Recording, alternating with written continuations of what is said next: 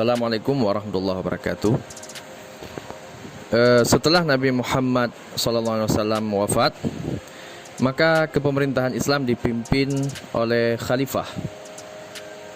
Khalifah sering juga kadang-kadang disebut dengan sebutan Amirul Mukminin atau pemimpin orang yang beriman.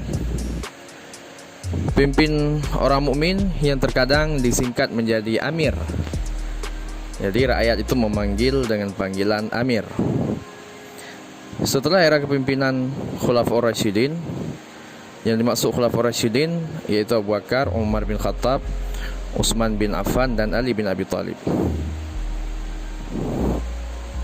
Maka setelah kepemimpinan empat orang khalifah ini, Islam dipegang berturut-turut oleh Bani Umayyah, kemudian Bani Abbasiyah, dan Kesultanan Utsmaniyah, serta beberapa kekhilafahan kecil yang berhasil meluaskan kekuasaannya sampai ke Andalusia. Begitu juga Afrika dan Mesir.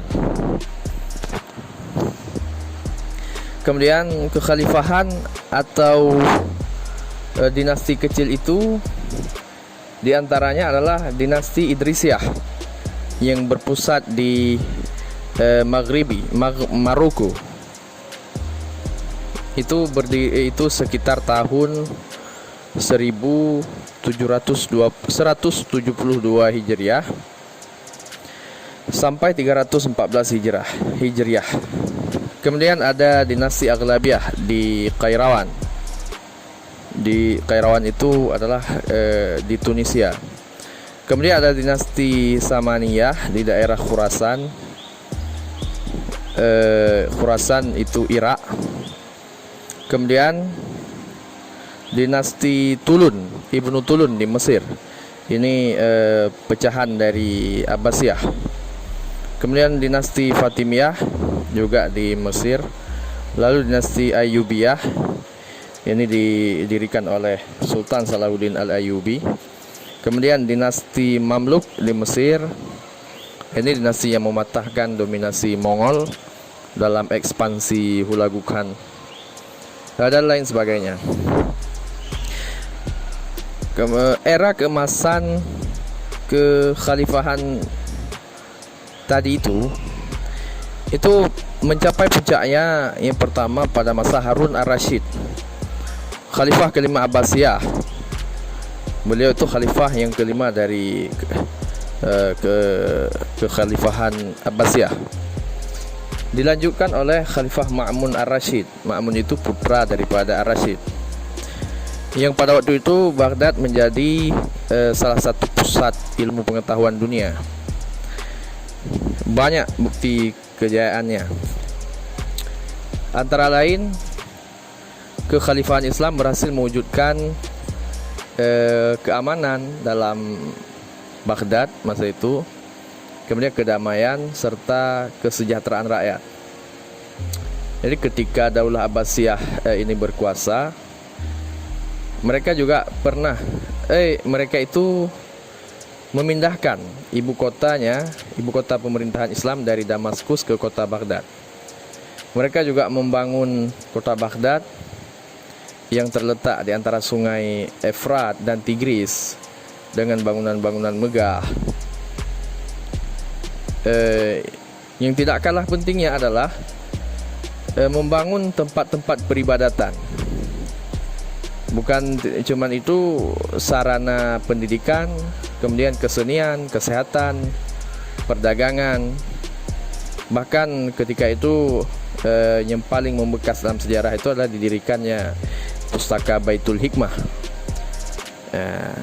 sebagai pusat penelitian dan kajian yang menyedot minat belajar dari seluruh penjuru dunia untuk menempuh pendidikan perguruan tinggi di Baghdad di masa itu. Kemudian pada masa pemerintahan Abbasiyah juga dikenalkan juga semacam Majelis Al-Muzakarah, yaitu Majelis Muzakarah itu kalau kita katakan lembaga pengkajian masalah keagamaan yang diselenggarakan di rumah-rumah. Jadi ada semacam duduk para alim ulama tempat difasilitasi, misalnya masjid, kadang-kadang istana. Kadang-kadang tempatnya istana difasilitasi oleh khalifahnya. Jadi hal ini membuktikan apa? Pemerintahan sangat memperhatikan para ilmuwan dengan memberikan berbagai macam fasilitas untuk muzakarah tersebut. Kemudian zaman kemajuan peradaban Islam pada abad ke-7. Kemudian kita lihat zaman kemajuan Islam pada abad ke-7 sampai 17.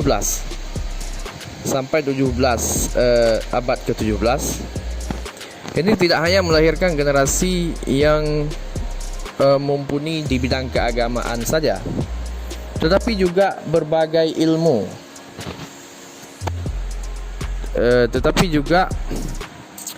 Berbagai dimensi ilmu. Era itu banyak melahirkan para ilmuwan di berbagai bidang dengan berbagai temuan teori baru yang menjadi sumbangan besar bagi sejarah peradaban dunia. Di bidang matematika misalnya, para pakar matematika muslim telah memberi kontribusi nyata dan menemukan berbagai macam teori di bidang matematika. Misalnya kita lihat mereka menemukan sistem bilangan desimal. Itu para ilmuwan di masa itu Islam. Operasi dalam matematika seperti penjumlahan, pengurangan, perkalian, pembagian, eksponensial, dan penarikan akar itu ditemukan oleh para ilmuwan muslim di masa kekhilafahan Baghdad itu. Dan tak cuma itu, mereka juga yang memperkenalkan angka-angka dan lambang bilangan, termasuk 0, 0. Itu pakar juga menemukan persamaan kuadrat, algoritma, fungsi sinus, kosinus, tangen, kotangen, dan lain sebagainya. Siapa mereka itu yang menemukan keilmuan yang begitu hebat itu?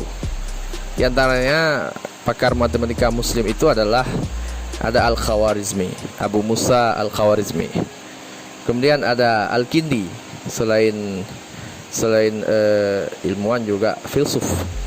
Kemudian Al-Karaji, Al-Battani, Al-Biruni, dan Umar Khayyam, dan sebenarnya banyak yang nggak habis kita sebutkan di sini ya. Oke, jadi kalau di kalangan masyarakat Barat, Al-Khawarizmi lebih dikenal dengan nama algoritme. Orang Barat panggilnya algoritme. Kemudian Al-Khawarizmi ini juga telah banyak menemukan teori-teori dalam matematika dan populer dengan sebutan Bapak Al-Jabar. Teori Al-Jabar ditulis dalam kitab beliau, judulnya kitab Al-Jabar wal Muqabalah, atau buku tentang pengembalian dan pembandingan teori algoritma. Dan dalam matematika modern diambil dari namanya, karena dialah yang pertama kali mengembangkannya. Oke, sampai di sini dulu. Lain kali selanjutnya akan kita bahas ilmuwan-ilmuwan dalam bidang lain seperti kimia, fisika, dan lain sebagainya. Assalamualaikum warahmatullahi wabarakatuh.